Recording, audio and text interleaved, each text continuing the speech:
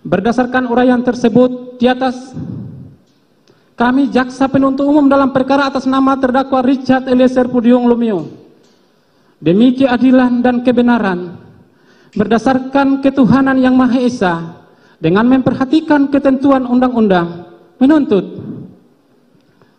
agar Majelis Hakim Pengadilan Negeri Jakarta Selatan yang memeriksa dan mengadili perkara atas nama terdakwa Richard Eliezer Pudium Lumiu memutuskan: 1. Menyatakan terdakwa Richard Eliezer Pudium Lumiu dengan identitas tersebut di atas terbukti secara sah dan meyakinkan melakukan tindak pidana merampas nyawa orang secara bersama-sama sebagaimana diatur dan diancam pidana dalam dakwaan primer melanggar pasal 340 junto pasal 55 ayat 1 ke 1 KUHP pidana.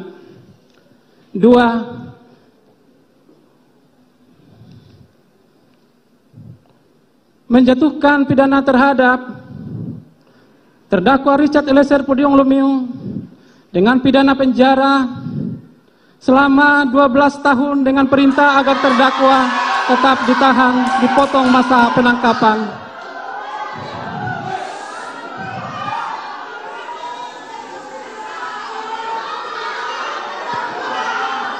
Mohon kepada para pengunjung untuk tetap tenang.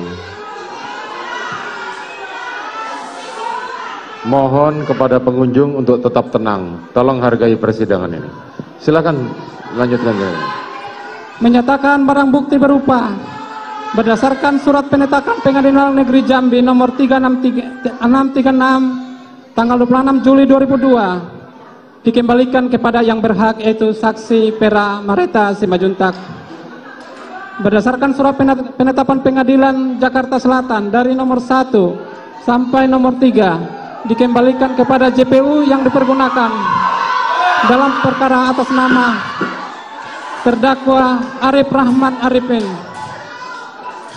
Kepada para pengunjung mohon untuk tenang.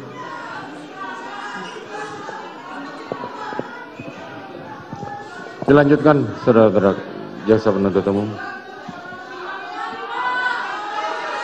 Izin melanjutkan majelis. Berdasarkan surat penetapan Pengadilan Negeri Jakarta Selatan nomor 1561 tanggal 10 Agustus 2022, barang bukti